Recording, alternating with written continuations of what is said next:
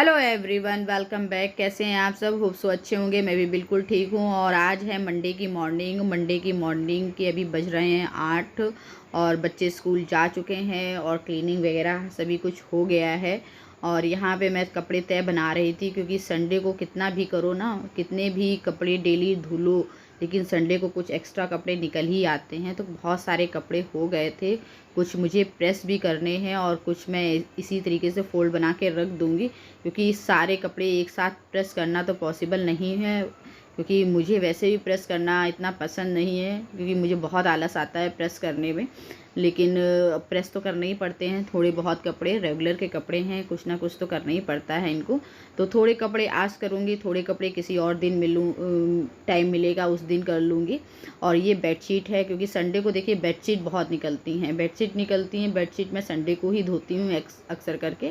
और बेडशीट को मैं इस तरीके से फ़ोल्ड बना लूँगी और फिर मैं बताती हूँ इस बेडशीट के साथ मैं क्या करूँगी। क्योंकि इन्हें भी वॉश करो ना, तो इनमें भी देखिए सिकुड़न आ जाती है।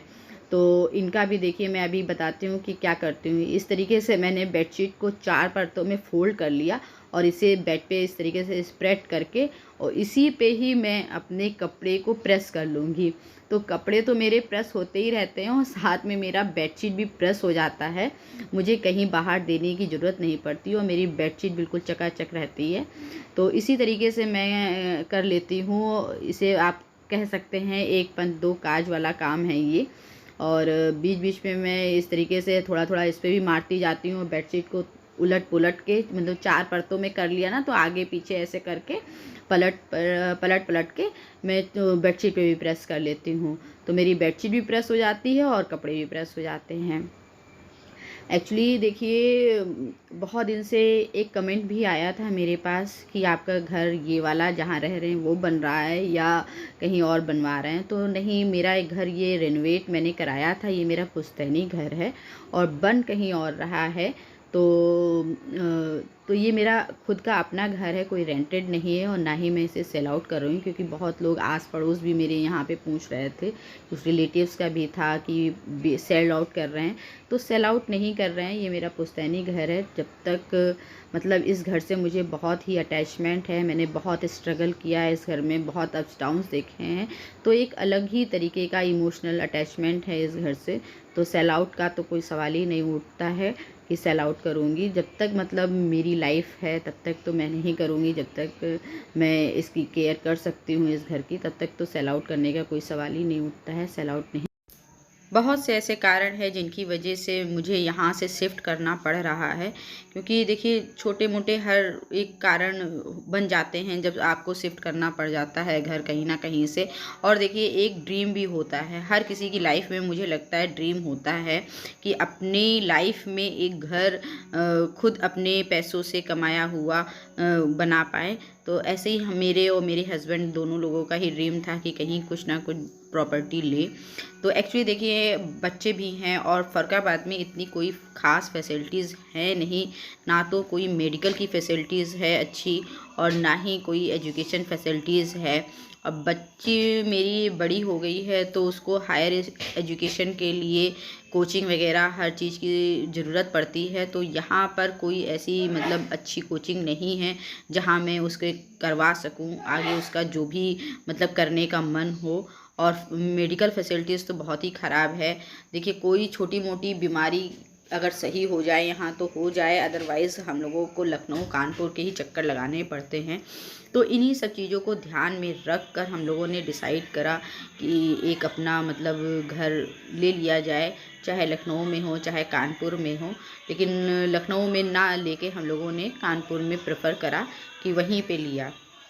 वहाँ पे मेरा मायका भी है, अदर भी रिलेटिव्स हैं जो मेरे ससुराल की तरफ के हैं, वो भी काफ़ी रिलेटिव्स मेरे वहाँ पर रहते हैं। तो हम लोगों ने वहीं डिसाइड किया कि हम लोगों को वहीं मतलब ले लें तो वो ज़्यादा अच्छा रहेगा और हमारे बजट में भी वहाँ पर मिल जाएगा। तो यही सब बातें सोच के हम लोगों ने वहाँ लिया। और अभी बस, और दूसरा कारण, एक बहुत बड़ा कारण ये भी है कि जिस जगह मैं रह रही हूँ ना, वहाँ माहौल भी बिल्कुल ठीक नहीं है। बस ये समझ लीजिए कि बच्चे मेरे घर से स्कूल, स्कूल से घर इतने ही बस कर पाते हैं। कहीं उन्हें बाहर मैं नहीं भेजती हूँ क्योंकि आसपास का एटमॉस्फेयर इतना अच्छा नहीं है। और बस यही सब कारण है जिसकी वजह से मुझे घर लेने के लिए मुझे मजबूरन सोचना पड़ा कि वहीं पे ले लेते हैं, यहाँ से शिफ्ट कर जाते हैं। अदरवाइज़ मेरा ऐसा कोई रीज़न नहीं था कि 16-17 साल हो रहे हैं मेरी शादी को, तो अब तक मैंने रह लिया तो आगे भी मैं रह सकती थी, लेकिन इन्हीं सब चीज़ों की वजह से मुझे लगा कि एक अपना घर ले ले। और हस्बैंड मेरे बच्चों को हॉस्टल वगैरह भेजना नहीं चाहते थे। तो ये देखिए बाहर का है, ये यहाँ पे प्लास्टर हो रहा है। यही इस तरीके की ईंटें मैंने लगवा रखी थी जब रेनोवेट हुआ था ना।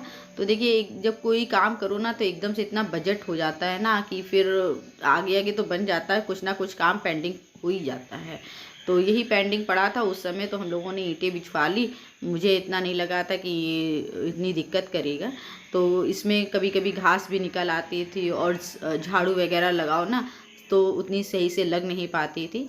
तो मैंने सोचा अब इसमें ईंटें लगी हुई हैं तो इसी के ऊपर प्लास्टर करवा देते हैं, तो ये मजबूती पकड़ लेगा और साफ़ सफाई करने में भी इजी रहेगा। और यही सोच के मैंने करवाया कि अगर मैं वहाँ रहने लगी ना तो यहाँ डेली कौन इतना मेहनत करेगा, कौन इतनी साफ़ सफाई करेगा। और इस वजह से मैंने सोचा यहाँ पे प्लास्टर करवा देते हैं तो थोड़ा सा काम आसान हो जाएगा। अगर कभी बीच में 2 महीने 3 महीने में हमने यहाँ पर अप डाउन किया तो हमारा काम आसान हो जाएगा, अदरवाइज़ तो बहुत गंदगी हो जाएगी। यही सब चीज़ें सोच के हम लोगों ने यहाँ पे प्लास्टर का डिसीज़न लिया कि यहाँ पे प्लास्टर करवा दिया जाए। और बस ये मेरा पूरा बाहर का देखिए सीन है और इतना पोर्शन मुझे प्लास्टर करवाना है। और इसके जस्ट बगल में मेरे मतलब बड़े वाले जेठ का है, फिर मेरे देवर रहते हैं, तो इसी तरीके से सब डिवाइड हो गया था। और ये देखिए मेरा प्लांट मैं दिखा रही हूँ आपको, गुड़हल का है ना, और ये इतना बड़ा हो गया है ना कि इसका गमला बीच में क्रैक हो गया है। अब इसकी मुझे करनी है रीपॉटिंग। अब देखिए मैं सोच रही हूँ कि चल जाए, थोड़ा दिन तो चल जाए, क्योंकि शिफ्टिंग के दौरान भी हालत ख़राब होने वाली है पौधों की। तो इसलिए मैं सोच रही हूँ कि अगर चल जाए किसी तरीके से तो चल जाए, फिर बाद में ही रिपोर्टिंग करते हैं। अगर देखते हैं ज़्यादा दिक्कत करेगा तो इसकी रिपोर्टिंग अभी मुझे करनी पड़ेगी। और मेरा डिसीज़न और ये ब्लॉग कैसा लगा प्लीज़ कमेंट करके ज़रूर बताइएगा। मिलते हैं नेक्स्ट ब्लॉग में, तब तक के लिए सबको बाय बाय।